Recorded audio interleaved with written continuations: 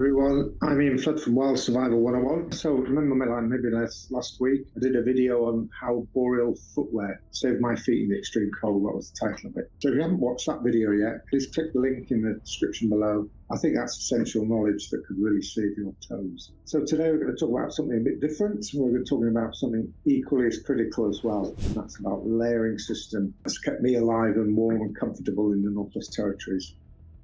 Even when, I've been out biking, it's brutal. It's nearly minus 40 degrees Celsius temperatures. Anyway, here's the thing. It's not about the biggest, puffiest parka. It's about smart layering your clothes. So I'll never forget watching tourists bundle up in massive winter coats. I see them coming into Yellowknife from China and Japan to see the Northern Lights. And as soon as they get off the plane at the airport, as their guides are waiting with them, and they just give them big winter coats, like the one shown in this clip here. And then you see them a bit later peeling them off a few minutes later because they're just sweating in just a thin t-shirt underneath. So I've seen it countless times, people drenched in sweat when hiking and shivering the moment they stop hiking because they don't have the proper layering system. But it doesn't have to be that way, does it, really? Today I'm going to share the layering system secrets that I've developed through the years of trial and error. Okay, I've talked to other people, found out how they do it and what they do, the different brands and makes of shirts and fleeces and top layers, etc. So this isn't theory. This is what actually works when your life depends on it, and you really need to go out prepared. With wearing those, particularly if it's really cold, wearing those different layers. I mean, as I'll explain in a minute, how it actually works and comes together. First of all, let's understand why layering actually works. So it's, as I mentioned, it's not piling on clothes to stop you shivering. It's a deliberate strategy, really. Think of it a bit like building a sandwich. Each layer has a specific job: the butter, the lettuce, cheese, whatever else you might have in it. Each layer has a specific job. The butter, some fat in it. Your body needs fat, and say if you've got cheese there, that's protein as well. So each layer has a specific job, as I've said, and together they trap warmth and they let you adapt when conditions change as well. The foundation of everything is your base layer, the layer that hugs your skin. So unfortunately, if you mess this up, everything else doesn't come to much, really. It becomes a bit worthless. So, and just to be absolutely sure that, I've seen people with wearing cotton next to their skin. It's not good. Cotton is your enemy in cold weather, really. Wear it and you'll end up with a soggy, freezing second skin. It could be to your detriment. You always have to bear in mind about hypothermia when you're out there in the cold weather. And I mean really cold up here. So what do I do instead? I use a merino wool or synthetics. On really, really cold days, say minus 30 and below. So I'll double that up with a thin, skin-tight layer first, then a slightly thicker one over it. Both are merino wool or synthetics. So the best base layer is what? Well, you forget you're wearing it until you step outside and realise how cosy you still are. So next comes your mid layer, your personal furnace, some people I've heard somebody call it. This layer's job is to trap body heat like a warm hug, creating a pocket of toasty air around you, if you like.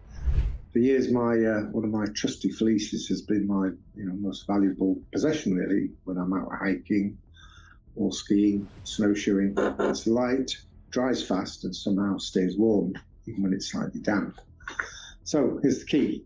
You adapt, always adapt based on activity and experience. So if I'm skiing or snowshoeing, I'll go thinner to avoid turning into a sweaty mess. Standing around camp, minus 40, well, I'll wear that thick fleece or lightweight down vest. The beauty is that you can adjust all these on the fly as well. When you're going out, there's a tip as well, when you're going out skiing or hiking, you want to start off slightly cold, so you have enough layers on that you just feel slightly cold, because once you start moving, you're going to warm up, and hopefully the heat you generate will match the layering system you've got, and you'll just be comfortable as you go along.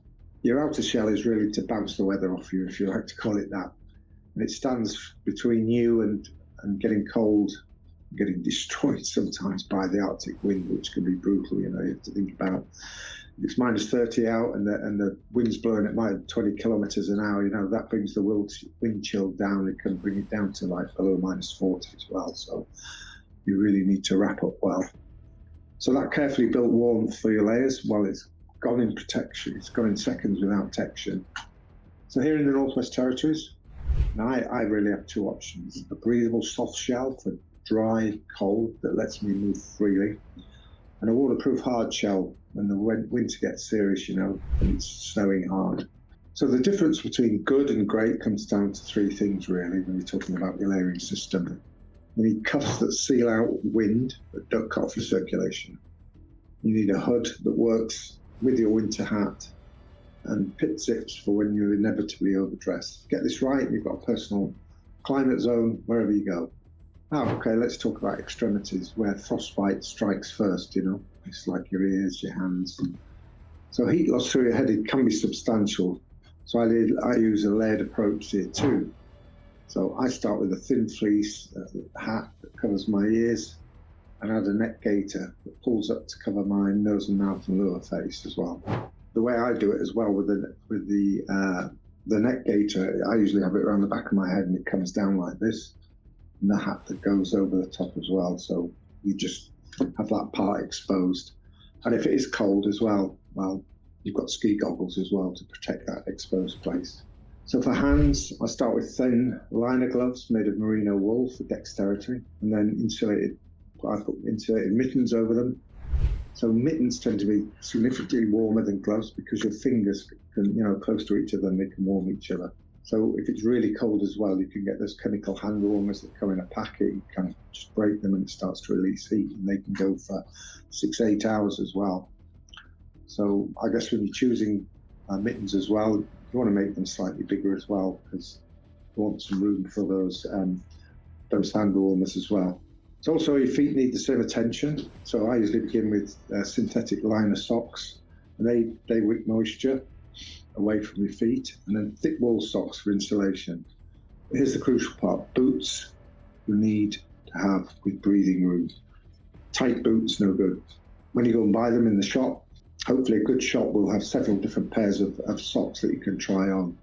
So you can put like 2 pairs of socks on, try the boots on, walk around the store, get an idea if those boots are going to be good for you. So tight boots, as I say, they can cut off your circulation, and that's not good for you either. Well, let's do next. Let me show, here's something else that I found really, really good. I don't think too many people know about this, bit of a secret weapon, I suppose. This is you see in the clip here, there's a German army wool blanket, and it's really kept me warm more times than I can count. It's made from 70% wool, and then it's got 30% synthetic blend in it. It can be my insurance policy against the cold. So unlike synthetics that melt near fires, or cotton that becomes useless when wet, this stays warm even when damp. So let me share some of the deadly mistakes I see constantly with other people. First, lying, as I mentioned, on a single heavy parka with minimal layers underneath. Yes, this provides zero flexibility and often leads to dangerous sweating followed by chilling. You always need to be able to look out when you're hiking with a group, with some friends. You need to keep an eye on each other, make sure none of them are showing the signs of hypothermia. So second mistake I see, using cotton anywhere in your system. Even cotton underwear or socks can compromise an effective layering system. So cotton kills in cold weather, period. So third mistake, as I mentioned, overdressing at the start. So when you begin an active pursuit, too many layers, you're too hot too soon. So I've learned to start slightly cool, and then your body's going to warm up for the movement. Another thing is understanding the materials. That's transformed my approach as well. For base layers, I prefer merino wool because it resists odor, and also it can still insulate when damp. Synthetics are good because they dry faster but hold odors after extended use. So modern technical fabrics mean we can stay warmer with less bulk than ever before, really, which is great. Modern wonders of modern technology. So here's some crucial knowledge. Adapting your system to activity levels. So high exertion activities like skiing, I start with minimum layers, and then I'll generate significant body heat. Then you move on to moderate layers like snowshoeing. I had layers and I can remove them quite easily when I warm up as well. Stationary activities like ice fishing, or maximum layers from the beginning for sure, because you're going to be standing around for quite a long time. So after years living in the north, I think the most important lesson is that layering is both a science and a personal preference. What works for me might be too warm or not warm enough for someone else. But we're all different sizes. We've got different rates of body heat that we have different rates of body heat. So everybody's different, as you know. So your ideal system depends on your activity, your body, and of course your environment as well. I think the best layering system is one that you've tested and refined through experience. Start with these principles, then modify based on your body's responses. And also a good idea, I think, as well, is to keep notes on what works in different conditions. You know, you went out for this hike, you wore this base layer, that intermediate layer, that top layer. It was really windy this day. I had to add an extra layer, which kept me warm. All these sort of little notes for the next time you go out. So mastering your winter clothing system really is a journey, not a destination. So remember, good layers turn intense cold into just another day outside. Locals, as I've seen here, don't tough it out, they dress smart. So get your system right, and minus 40 degrees Celsius feels okay. So if this video's helped you understand the critical importance of proper layering systems, smash that like button and subscribe to Wild Survival 101 for more wild, life-saving wilderness knowledge in the future. And if you want, drop a comment below sharing your own layering experience or questions. I like to read every single one and often create videos based on your suggestions. And also, before I go, don't forget to check out last week's video on boreal footwear. The link below is in the description. Your feet and your core need to work together as a complete survival system. Till next time, stay warm out there, and remember, it's not about toughing it out. It's about dressing smart.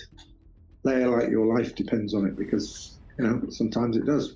Till next time, take care.